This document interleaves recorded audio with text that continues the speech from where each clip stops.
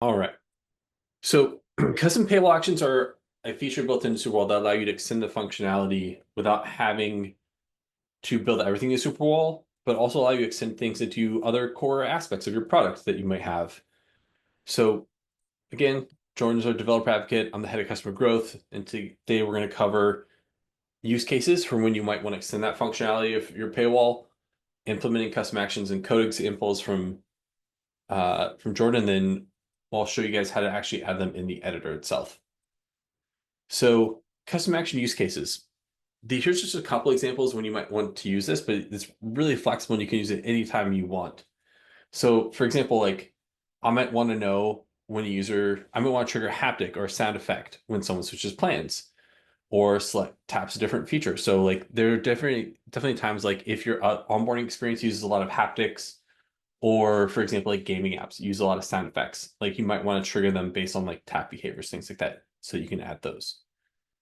Another use case is initializing like referral code functionality or other functionality from your app that exists outside of Superwall to be able to present that UI. So for example, like I might have like I might create an onboarding flow in Superwall, and then at some point I might want to present like a need help button that would link to like my support chat, or I might have offer code functionality that's needed. So there's just a couple examples of ways to use custom actions to extend the functionality of your product, uh, of the paywall into your product. Cool. So actually, let's go through how to do this in the answer ball itself. So Jordan, you want to take over? Yeah, yeah. Can you flip through the slides for me? Yeah. Um, yeah, so adding these custom actions, it's just a tap behavior, like you would add anything else in terms of purchasing or dismissing the paywall. So you just select an Oh, element and go to add action. You want to add something? yeah. One quick note. This I've gotten this question a few times. You can add as many tap behaviors to a single element as you want.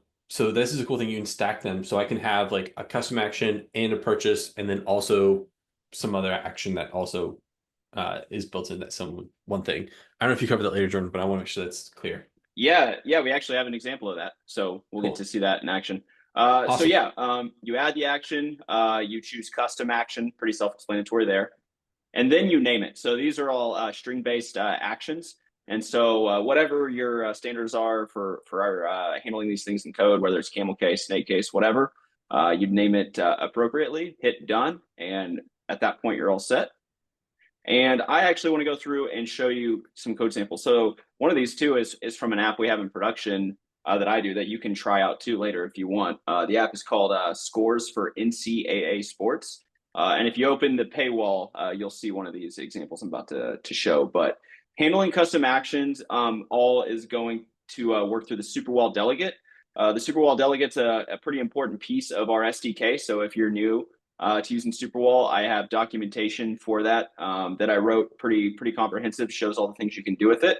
But that is where we're going to handle our custom actions because the custom action is going to be fired from the paywall, and then we're going to get that action down in our own code so we can handle it however we want. Next slide, Nick. Okay, so here's just from beginning to end. So here's a Swift UI example. And if you look at line 9 here, you're saying I'm setting Superwall shared delegate equals my delegate. And at line 5, that's where I have it initialized. In the next slide, I'm going to show you the actual code. But a natural place to set the delegate is right after you initialize the SDK, which is typically how I've done it. So here's the delegate class itself. Now, again, I did a full working code sample here. So some of this, like at the top, you don't really need to look at. But starting from lines 10 through 26, you can see that there's a function you can override called handle custom paywall action with name. And that name parameter is going to be whatever we just put in the editor. So the way that I like to handle this, and this is Swift centric, I'm iOS developer by trade. So typically I write examples using Swift. I just use a guard action. So that way, if it's a custom action that I didn't write or misspelled or whatever, I just return from the function. But then if it works and I get a custom action from that string, I'll switch off it and handle it. So one neat example is at line 18 through 20. That's where I fire haptics. So if you were to download my app scores for NCAA sports. And actually, I got it on my phone. I can just show you in 2 seconds. Something that makes your app feel native are haptics, right? So there's this little toggle I have called Family Plan, and I'm going to try and do this with the camera. But when you toggle that, I get haptics on my phone, right? And that really makes your paywalls feel super native, makes them feel right at home on the platform. And that example is haptics. But the point of these custom actions, you can do whatever makes sense for your app. So you could play a sound like Nick mentioned for games. Another common example is showing maybe a proprietary help screen. So you have a paywall and it says like need support, need help, whatever the case may be. You can dismiss the paywall, show your help center. Or in the case I'll show a little bit more in depth, maybe you want to do a promo code or a referral code. So again, the point I want to drive home here is custom actions are for you to do something outside of the Superwall platform that's specific to your own app. Next slide, please. Okay, so we get questions about referral codes all the time. We're recording this so we can post it later as well. And I'm going to kind of walk you through beginning to end of what this could look like. One thing I want to point out, if all goes well, this way will be more or less deprecated months down the road because referral codes are something we're thinking about and we want to try and build it in a little bit easier to make things smooth for you all. But I will say we have everything you need to do this today, and it's not difficult, especially if you know about custom actions. So here's what we're going to do. One note about referral codes. Remember that Superwall is pulling the prices of the products from the app store fronts itself, right? So when people think about referral codes or promo codes, a lot of time they're in game. What they're really saying is, I have this product for X amount. I want it to be Y amount. And to do that, and there's no getting around this with app stores, you have to make two different products, right? Or another one with an introductory price, whatever the case may be. So really the way that you do this on iOS, the way that you do this on Google is you have your base product and then you have maybe a referral product that you conditionally show if a referral flow is activated. So to do the actual referral within Superwall after you have the product set up, we're going to show an example where we have a button that says something like, you got a referral code, tap here. We're going to fire a custom action that's going to reach down into the delegate we just looked at, and we'll dismiss the paywall and then show our own custom referral code UI. Now, the custom referral code UI, that's up to you. How you validate a referral code, that's a domain-specific problem to your app, and you would handle it whichever way you see fit, whether you validate that on your back end, front end, whatever logic you have in place. But if it's successful, if they give you a code that works, then a good way to do this is you dismiss your referral code UI and you register a placement that you've made in Superwall specifically for these referrals, because then you can make a paywall that shows the discounted product. And the only way people are going to see that is if you register this placement. This also has a nice knock-on effect of being able to easily track conversions, because like if you have sort of handshake deals with influencers, like, every conversion you get X amount of dollars, you can see that in the Superwall platform to make those kind of determinations. That's the big picture here. And again, I can step through it. Next slide, Nick.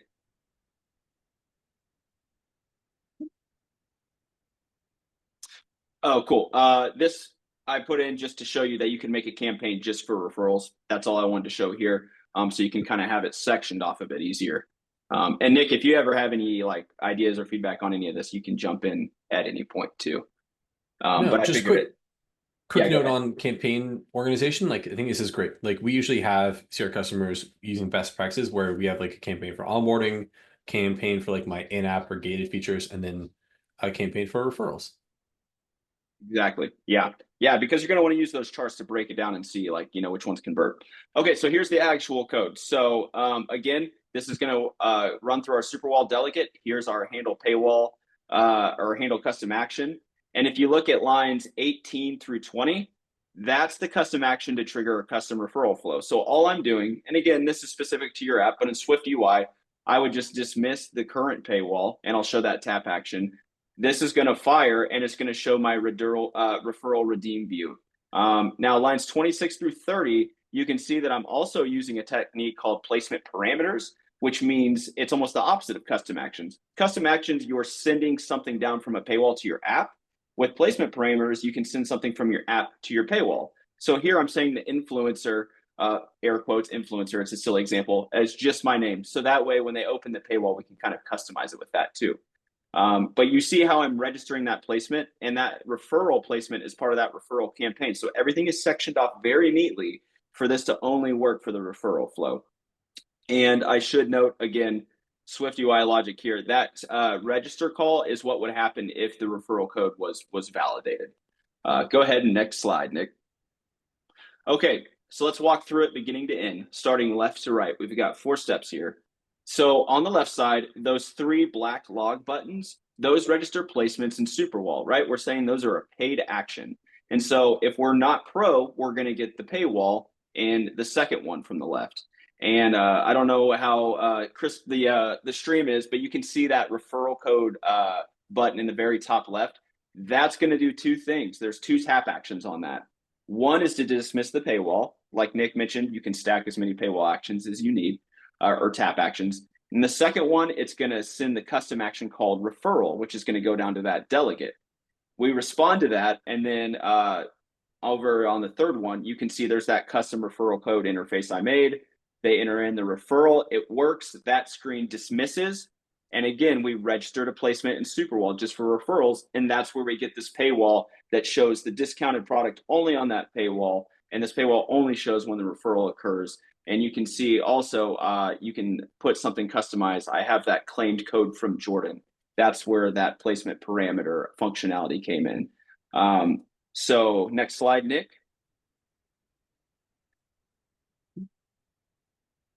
And again, this is just driving home exactly what I just said. The placement fires just like Superwall always would. You can go back one. Yeah, that's fine. Yeah, that's fine. So we got the paywall. The paywall showed. Now we fire the custom action. It does 2 things. We dismiss the paywall. We send down the referral code custom action to our app. Next slide. So here, the paywall dismissed. We responded to the custom action. Now we show the referral screen. And in response, this is where you would kind of handle things on your side for referrals. Did you have something to add, Nick? Nope. No. Okay. So the referral code's active. We validated it. It works. Next slide, Nick. And then we registered that placement to show the referral UI. So here we go. There's that paywall right there. Claim code from Jordan. Earlier, the price was $19.99. Now we have this discounted one at $14.99. And if someone converts, again, this shows in the Superwall dashboard. So you have it all nice and organized for you to see it. So beginning to end, that's why I wrote a lot of text on these slides so we can post them later if you kind of want to walk through it. It shows each one. But really, the big picture is this. Register a custom action, show your referral code UI. If it's active, then show a discounted product in its own campaign. That's all you need to do. So you've got all the tools available for it. And then next slide. This is the last one I have in the slides, but we just launched web checkout. So another really easy way to do this, use web checkout, right? Make a placement for each influencer or campaign that you have. So you could say Caffeine Pal Jordan is a placement, and that would give you a unique URL with our web checkout functionality. So you would know each time someone converts there. I don't know if anyone's checked out web checkout yet, but the way that it works is each placement you make in a campaign becomes a distinct web checkout link. So it's super easy to create these referral and campaign flows with web checkout, especially because you have more flexibility with how many products you make. With Stripe, you don't have to wait for them to get reviewed by the App Store. This is a web checkout flow. So that's another awesome way to do it. But Superwall's got all you need to do these referral flows today. So you can get started on it right after this meeting. And I think that's my last slide, Nick.